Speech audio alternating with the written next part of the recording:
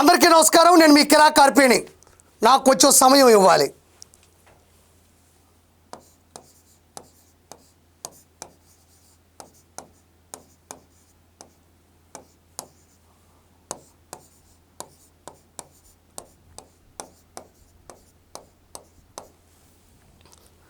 ఒకసారి ప్రజలారా చూడండి.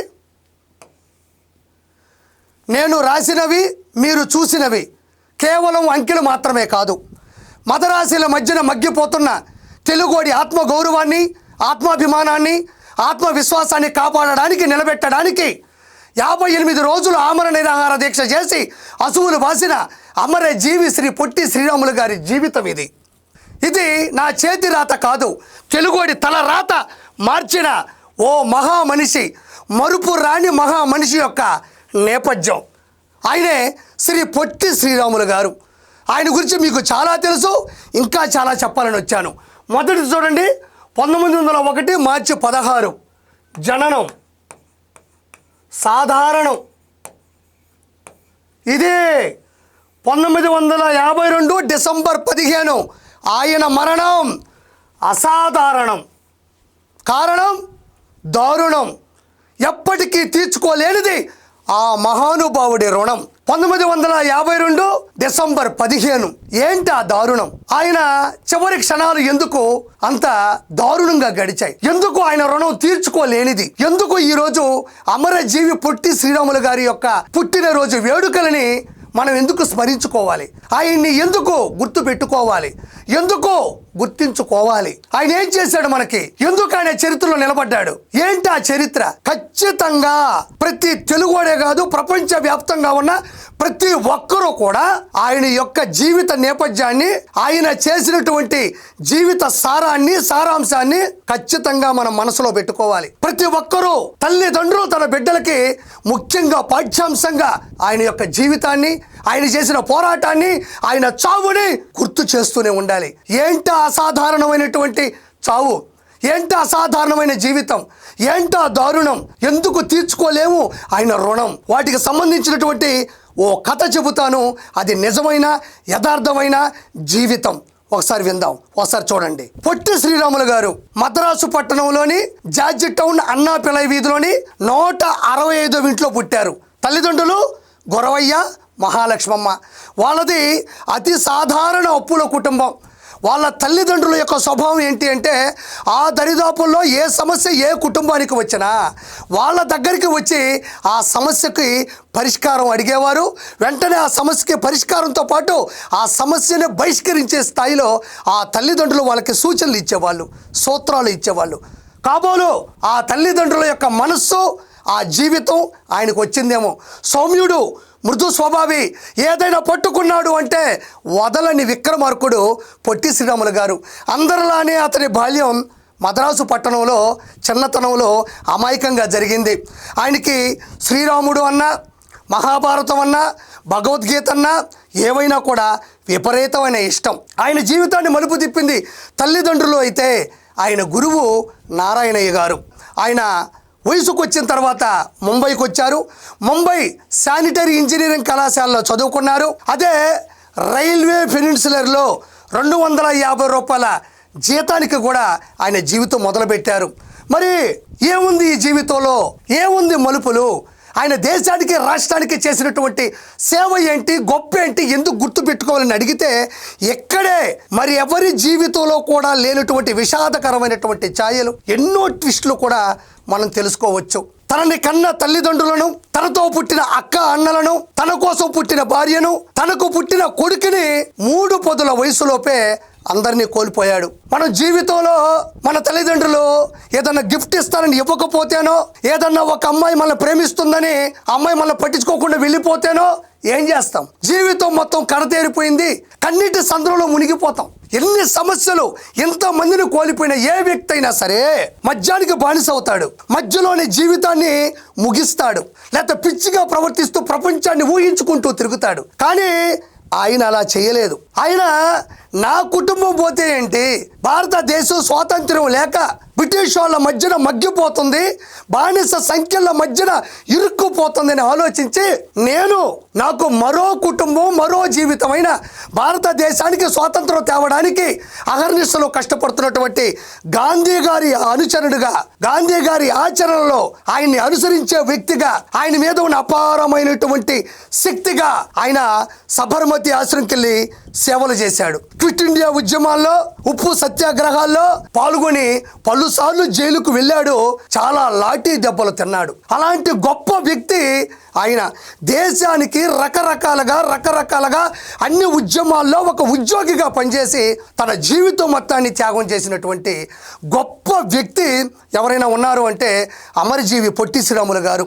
ఇంకా ఆయన గురించి గొప్పగా చెప్పాలి అంటే అప్పట్లో ఆంధ్ర అంటే మద్రాసీల మధ్యన ఉండేటువంటి మద్రాసు ప్రెసిడెన్సీలో ఉండేటువంటి తెలుగు వారికి, హరిజనులకి ఆలయములకు ప్రవేశపెట్టేది లేదు. కుక్కుడు మంచినీళ్ళు ఇస్తేనే దూరంగా ఉంచి పోసేటువంటి పరిస్థితి, అస్పృశ్యత, అంటరానితనం, అవివేకం, అలాంటి వాటి మధ్యన నేను ఖచ్చితంగా హరిజనుల్ని ఆలయ ప్రవేశం కల్పించాలి, వాళ్ళు దేవుడికి వెళ్ళి మొక్కుకోవాలి, వాళ్ళు కొబ్బరికాయ కొట్టాలి అని గట్టిగా సంకల్పించుకొని ఎన్నిసార్లు చెప్పినా కూడా అధికారులు, ప్రభుత్వం పట్టించుకుపోయేసరికి ఆయన పెద్ద స్థాయిలో నెల్లూరు టౌన్లోని మూలాపేటలోని వేణుగోపాల స్వామి ఆలయం దగ్గర ఆమరణ నిరాహార దీక్ష మొదటిసారి చేశాడు.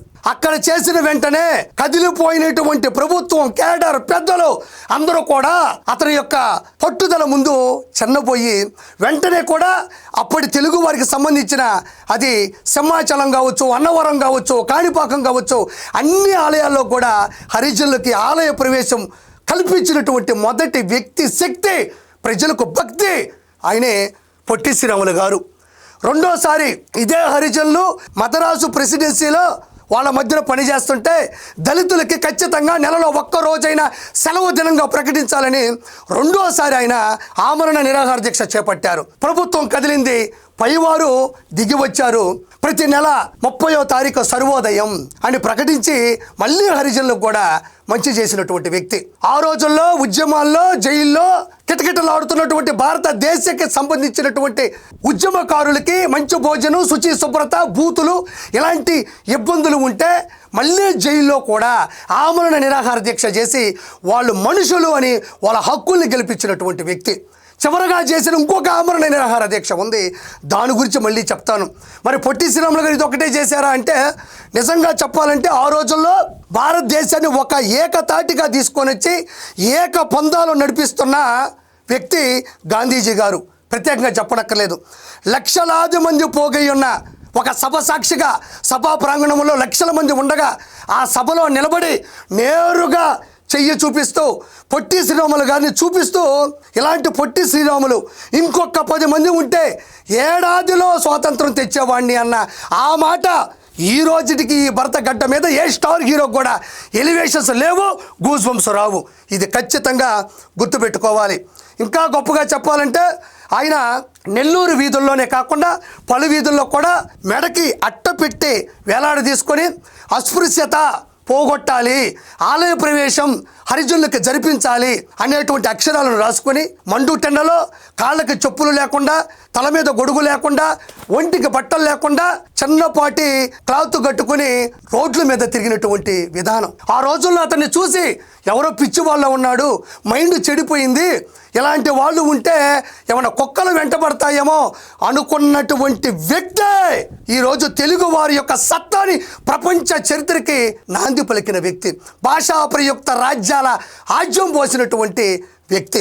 ఏదైతే అంటే ఆ రోజుల్లో అస్పృశ్యత, నిమ్న జాతి, తక్కువ జాతి వాళ్ళ దగ్గరికి రాకూడదు అనేటువంటి విధానంలో ఆయన ఇంటింటికి వెళ్ళి జోలు పట్టుకుని అడుక్కొని పదార్థాలు కావచ్చు, డబ్బులు కావచ్చు తీసుకొని అన్నిటిని తీసుకొచ్చి ఒక దగ్గర పోగేసి వండి పెట్టి అందరినీ పిలిచేవాడు. కలిసి భోంచేద్దాం రండి, ఒకరిని కౌగులించుకుందాం, కడుపు నిండా తిందాం, తరివి తీరా మాట్లాడుకుందాం, ఈ నిమ్న జాతుల్ని పక్కన పెడదాం, ఈ అస్పృశ్యతని పోగొడదాం, అందరూ సమానమే అన్నా వాళ్ళు రాకపోయినా ఏ కాడికి దాన్ని పూర్తి స్థాయిలో ముందుకు తీసుకెళ్ళి గెలిచినటువంటి రారాజు అమరజీవి పొట్టి శ్రీరాములు గారు. చరకా యంత్రం కావచ్చు, చరకా యంత్రం మీద బట్టలు నేసేవాళ్ళు, మత ప్రచారమైనటువంటి ఇబ్బందులు ఉంటే తొలగించేవాళ్ళు. ఒక క్రిస్టియన్ దళిత మహిళ చేత ప్రజలందరూ చూస్తూ ఉండగా ఎంతో పెద్ద ప్రమాదం పొంచి ఉన్నా కూడా ఆ మహానుభావుడు ఆ మహిళ చేత బావిలో నీళ్లు తోడించినటువంటి మరుపురాని మనిషి, మహామనిషి, గొప్ప మనిషి, మనం ఆరాధించదగిన మనిషి. మన బిడ్డలకి లోతుగా చెప్పి అతనిలా ఒక్కరోజు బతికినా చాలు అని చెప్పగలిగినటువంటి గొప్ప మనిషి అని నేను ఈరోజు ప్రత్యేకంగా చెప్తున్నా. అయితే ఎక్కడి వరకు బాగానే ఉంది, కానీ మధ్యలో ఎప్పుడైతే 6 మందిని తన కుటుంబంలో కోల్పోయాడో మొదటి దెబ్బ, రెండో దెబ్బ తను విపరీతంగా ఇష్టపడే గాంధేయవాది గాంధీ గారిని కోల్పోయాడు. గాంధీ గారిని కోల్పోయి నిశ్చేష్టుడయ్యాడు. అంటే 2 సార్లు దెబ్బతింటే రెండోసారి కూడా స్వాతంత్రం వచ్చిన తర్వాత మళ్ళీ తగ్గలేదు, నేను మళ్ళీ పోరాటం చేస్తా, నా ఆరాటం ఆంధ్రుల యొక్క స్వాతంత్ర్యం.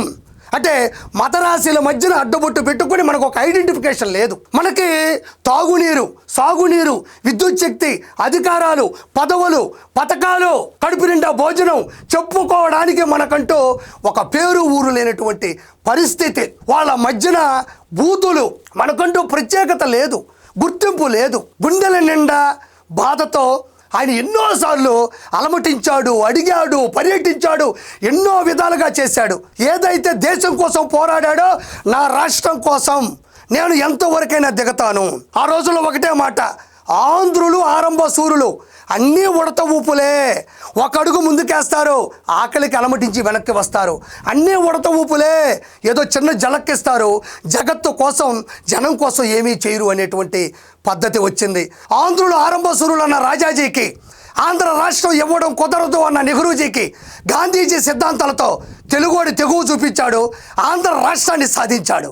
ఆ రోజు పొట్టి శ్రీరాములు గారు గట్టిగా అనుకున్నారు, ఏదైతేనేం నా తెలుగు వారి కోసం నేను తెగిస్తా, ఈ చరిత్రను ఇంతటితో ముగిస్తా, ఎంతకైనా సహిస్తా, నా ఆత్మ బలిదానమే, నా మరణమే దీనికి కారణం కావాలి అని ఆ రోజు కంకణం కట్టుకొని మద్రాసు పట్టణంలో ఉండేటువంటి బులుచు సాంబమూర్తి గారి మైలాపూర్లో ఉండేటువంటి ఇంటి దగ్గర కూర్చున్నాడు.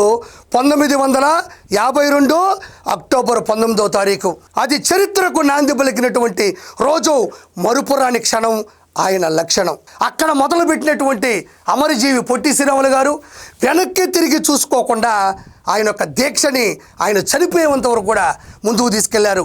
మరి ఆమరణ నిరాహార దీక్ష అంటే ఏంటి అంటే ఏదో ఇడ్లీలో, పొంగలో, దోశలో తినేది కాదు. ఆమరణ నిరాహార దీక్ష అంటే కేవలం పచ్చి నీళ్లు మాత్రమే తాగుతూ ఏదైతే అనుకున్న హక్కుల కోసం పోరాటం చేస్తూ వాక్కుని ముందుకు తీసుకెళ్తారో దాన్ని ఆమరణ నిరాహార దీక్ష. ఆయన కేవలం 58 రోజుల్లో ఆయన భుజించింది, ఆయన సేవించింది, ఆయన తాగింది కేవలం మంచినీళ్ళు, పాండీ బజార్లో దొరికే చిన్న నిమ్మకాయల యొక్క ద్రవం తప్ప, ఒంటికి ఒండ్రు మట్టి తప్ప, ఒక్క ఆశయం, ఆయన ఉన్న బలం ఒక్కటే, నేను సాధిస్తాను, దీన్ని ఇంతటితో ముగిస్తాను, లేదంటే నేను చస్తాను అని వెళ్ళినటువంటి తీరు ఆ రోజుల్లో ఘన చరిత్రకు కూడా దారితీసింది. అయితే అమరజీవి పొట్టి శ్రీరాములు గారు చేసినటువంటి గొప్ప పనులు తాలూకు సాక్ష్యాలను చూపిస్తాను. ఇది చూడండి, ఇది నెల్లూరులోని మూలాపేటలోని వేణుగోపాల స్వామి ఆలయం దగ్గర ఆయన చేసినటువంటి ఆమరణ నిరాహార దీక్షకి ప్రతిరూపం ఇది. హరిజన దేవాలయ ప్రవేశం నెల్లూరు 1943-10. చూడండి, ఇది శిలాఫలకం కాదు, ఆయన చేసిన త్యాగానికి ప్రతిఫలం. ఇది ఈరోజు నెల్లూరుకి వెళ్ళి వేణుగోపాల స్వామి ఆలయం ప్రాంగణంలో ఉండేటువంటి శిలాఫలకం చూసినా కూడా నిలువెత్తు ఆయన ఆదర్శం, ఆయన నిదర్శనం ఇది. ఇది చూడండి, పొట్టి శ్రీరాములు గారు ఆయన ఏదైతే ఆలయంలోకి ప్రవేశం కల్పించాలంటే పైన పట్టించుకోకపోతే ఆయన చూడండి ఒక అట్టపెట్టెను ముందు పెట్టుకొని హరిజన దేవాలయ ప్రవేశమే అస్పృశ్యత నివారణ, ఏక పంక్తి భోజనముతో కులతత్వాలను పోగొట్టుడు అని ఆ రోజుల్లోని కూర్చొని ఇలా చూడండి ఆలోచిస్తున్నాడు. అప్పటికింకా క్లైమాక్స్ రాలా, అప్పటికింకా చరిత్ర ముగిలా. చూడండి, ఇది ఈయన పొట్టి శ్రీరాములు గారి అక్కగారి కొడుకు ఎన్ఆర్ గుప్తా. రేపు ఉదయం అంటే 1952 అక్టోబర్ 19వ తారీఖు దీక్ష మొదలు పెడతాను అనగా 18వ తారీఖు వాళ్ళ అక్కగారు అబ్బాయితో ఇచ్చినటువంటి ఫోటో. ఆ రోజే డిసైడ్ అయ్యాడు, చరిత్ర సృష్టిస్తా, తెలుగు వాళ్ళకి సపరేట్ రాష్ట్రం ఇస్తా. ఇది గమనించండి, ఆయన శరీర బరువు తగ్గిపోయి కృంగి కుసించి నశించి మాట్లాడలేని పరిస్థితిలో ఉన్నప్పుడు చివరి గడియలు దగ్గర పడ్డప్పుడు ఉండేటువంటి ఫోటో. వీళ్ళంతా కూడా అక్కడ ఉండేటువంటి డాక్టర్ల బృందం. ఈయన వచ్చేసి వీళ్ళ అక్కగారు అబ్బాయి, వాళ్ళ వైఫు, కూతురు అనురాధ గారు. అదేవిధంగా వాళ్ళందరి మధ్యలో కూడా ఆ రోజుల్లో తీసినటువంటి ఫోటో. దయచేసి మాట్లాడవద్దు. అక్కడ పరిస్థితి ఏంటంటే చివరి రోజుల్లో ఎలాంటి పరిస్థితికి వచ్చారంటే ఆయన పేగులు పుండ్లు పడి గావు కేకలు పెట్టిన, జీర్ణ వ్యవస్థ తిరగబడి మలమూత్ర విసర్జనలు ముక్కుకుండా నోటుకుండా చెవుకుండా వచ్చినా ఏ మాత్రం తగ్గని అసలు సిసలైన రాజు ఎవరైనా ఉన్నారంటే ఈయనే. ఆ రోజుల్లో ఆ చివరిలో మాట్లాడితే సౌండ్ తట్టుకోలేనటువంటి పరిస్థితి. చివరి గడియలు. మీకు చిన్న ఉదాహరణ చెప్పాలి ప్రజలారా. ఒకసారి ఎవరో వచ్చి ఎలాగైనా పొట్టి శ్రీరాములు చనిపోతాడేమో, ఈ మంకుతనం, ఈ యొక్క పట్టుదల అతన్ని తీసుకుంటుందేమో బలిదానం అనుకుని ఎవరో వచ్చి పొట్టి శ్రీరాములు రేపు ఉదయం ఎల్లుండో ఇచ్చేస్తున్నారు, ఆంధ్ర రాష్ట్రానికి అమలు చేసేస్తున్నారు, నువ్వు దయచేసి మాని అంటే ఆయన ఒకటే ఒక మాట అన్నాడు. పార్లమెంటులో దీని గురించి ప్రసక్తి వచ్చిందా? అమలు పెట్టారా? బిల్లు పాస్ అయిందా? జీవో పాస్ అయ్యిందా అంటే లేదు, రేపు ఎల్లుండు నేను చావడానికి సిద్ధమే, అది అయినప్పుడు చెప్పు, నేను అన్నం తింటా బయటకు వస్తా అన్నాడు తప్ప ఆ రోజు కూడా ఆయన వెనకడుగు వేయనటువంటి సింహ గర్జన ఆయనది. ఇది చివరిగా అంటే 1952 డిసెంబర్ 15వ తారీఖు నైటు 11 గంటల 23 నిమిషాలకి ఆయన భౌతిక కాయం అంటే తనువు చాలించారు. తనువు చాలించిన తర్వాత అప్పటి వరకు తెలుగు వాళ్ళతో నిండిపోయిన మద్రాసు పట్టణంలో ఏ ఒక్కరూ కూడా కొంతమందికి భయపడి సోషల్ మీడియా ఆ రోజులో లేకపోబట్టి తెలిసిన అది నిజమో అబద్ధం తెలియక ఆయన దగ్గరకు వచ్చిన వాళ్ళు కాదు. ఎప్పుడైతే ఆయన చనిపోయాడో, మద్రాసులో ఉండే తెలుగు వాళ్ళ స్వాతంత్ర్యం కోసం స్వేచ్ఛ కోసం చనిపోయాడో ఎవరికి తెలియకపోయేసరికి ఆ రోజుల్లో ఘంటసాల గారు గుడివాడ నుంచి వచ్చి పాట అందుకోవడం, టంగుటూరు ప్రకాశం పంతులు గారు బండ బూతులు తిడుతూ ఇలాంటి తెలుగు వారి కోసం నువ్వు ప్రాణార్పణ చేసిందని ఆయన గొంతుతో నినాదాలు చేయడంతో ఒక్కసారిగా తెలుగు వారంతా కూడా తెగేసి ముందుకు వచ్చి తమిళుల మధ్యన ఉన్న ప్రజలందరూ కూడా తమిళ రాష్ట్రాన్ని తగలబెట్టడం, ఆ మంట కాస్త నెహ్రూ గారికి చారడం అప్పట్లో ఒక చరిత్రగా నెలకొల్పడం జరిగింది. అయితే చూడండి, ఆయన్ని అలంకరించి ఎడ్ల బండి మీద కూర్చోబెట్టి ఆ మహనీయుడికి నిజంగా వీళ్ళల్లో మనం ఒక్కరైనా లేకపోవడం అనేది దౌర్భాగ్యం. ఆ మహానుభావుణ్ణి స్పర్శించడం, ఆ మహానుభావుణ్ణి చూడడం ఆ రోజుల్లో వీళ్ళకే దక్కిందంటే మనం చాలా బాధాకరమైన విషయం. ఏమీ లేడు, చాలా తగ్గిపోయాడు, ఉన్నాడు అంటే ఉన్నాడు. అలాంటి వ్యక్తిని ఇలా వాకిట్లో నుంచి చెన్నైలో ఉన్న అన్ని వీధులు తిప్పుకుంటూ కన్యకా పరమేశ్వరి ఏదైతే శ్మశాన వాటిక ఉందో అక్కడికి తీసుకెళ్ళడం జరిగింది. ఇది అప్పటి ఫోటో. అయితే అప్పట్లో ప్రచురించినటువంటి అప్పుడు మ్యాగజైన్లో వచ్చినటువంటి ఒక ఆర్టికల్, ఆంధ్ర రాష్ట్ర సాధనకు శ్రీరాములు గారి ప్రాణార్పణ, ప్రయోపవేశం 58వ రోజు రాత్రి 11 గంటల 20 నిమిషాలకు నిర్యాణం. ఇదంతా కూడా ఆయన చివరగా వచ్చినటువంటి ఆర్టికల్. కాబట్టి నేను ఆయన ఒక మతానికి సంబంధించిన కాదు, ఒక కులానికి సంబంధించిన వ్యక్తి కాదు, ఒక రాష్ట్రానికి సంబంధించిన వ్యక్తి కాదు, ఆయన ఒక మంచికి సంబంధించిన వ్యక్తి.